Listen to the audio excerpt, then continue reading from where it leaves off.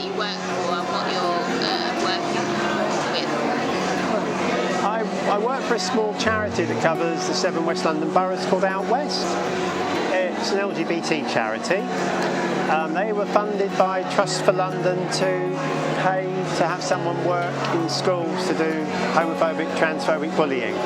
So I got the job whilst I was unemployed because my previous employers decided I was an embarrassment and did their utmost to force me out. Primary role is about doing homophobic, transphobic bullying in schools, but getting into schools is incredibly difficult. Because of that, I've tried a more kind of sort of circuitous route to get into schools, which has involved doing a lot of work with the police, because in London, the Mayor's Office of Policing and Crime is sending out hate crime packs to all the schools in all the boroughs this summer. And so I've been working around hate crime issues with the police. I also work on 2 hate crime services as part of my role with Out West, to actually try and use these as a means of getting into schools. And in an ideal world, if you could go back to your childhood and be happy, what factors would you change that you think would have made a massive difference in terms of you being happier growing up? If I'd done something about it years ago, if I'd said something. But as I said, the time in which I grew up was not a time when it really would have been a good time to reveal it. So, and people often mistake gender with sex. So there's this kind of idea that it's kind of tied up with sexual orientation.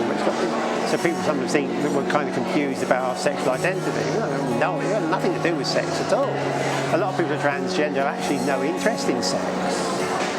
That's not the issue. It's about how you feel about yourself as a person.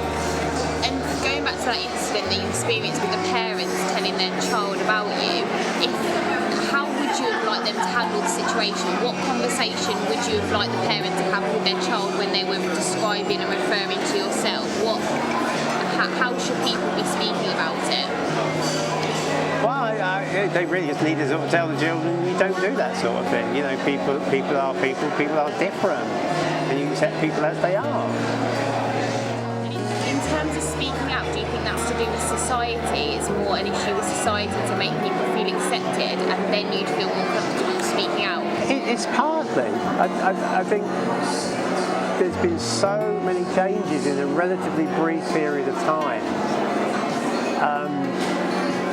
that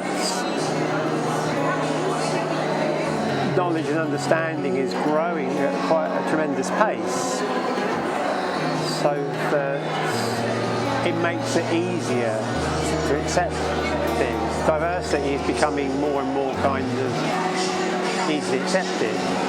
I think part of the problem, though, is there's a difference between tolerance and acceptance. And that, I think, is where there still needs to be a lot of change. There's more support than there ever was.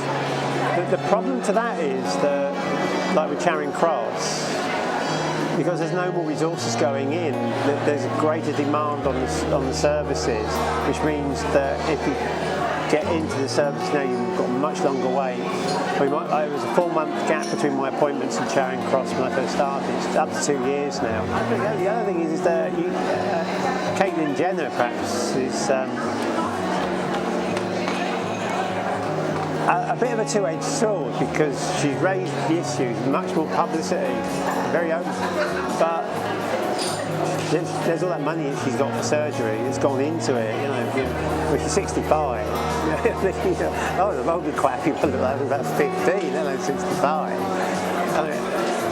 And I think, to some extent, it creates a kind of false image. Because it's not really ultimately, it's not about how you look, it's about how you feel inside.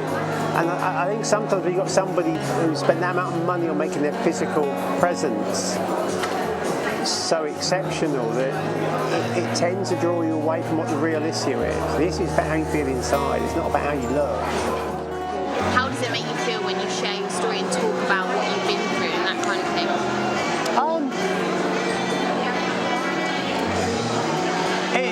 it's always interesting because, one, the reaction you get from other people. So far when I've done it, it's always been positive. It's always been quite interesting. Occasionally what happens is I discover something about myself that I'd forgotten or never quite dawned on me before. So that's always good. The other thing also is that I've learned with a lot of things where I've talked is that other people have afterwards have come up to me and said, I've had that experience, I know what that's like, I've been through it. But it's not in relation to being trans, it's in relation to other issues, a lot of them other health issues that they've had. And the way they've been treated by services and the way other people have responded to them, they've had the same sort of problems that I've had to deal with, but over a different issue. And suddenly you've got this kind of shared ground with other individuals who sort of impressions you wouldn't think there was anything actually in common with. There's a lot of shared humanity which at first sight doesn't really appear to be there because we look like we're an incredibly disparate group of people, but there is, and that always surprises me as well because it comes from the strangest kind of quarters. One of my favourite stories is I was on the Underground a few months back and I was going up the escalator and there's two American tourists were coming down the other side. One of them pointed at me and he said, "God, what an ugly woman." And I went, "Yes." He said, "Woman." That's more important. Yeah. I'm going to give a damn what he said. Yeah, he can describe me whatever disparaging terms he wanted. But the woman, I'm happy. That's it. Fine.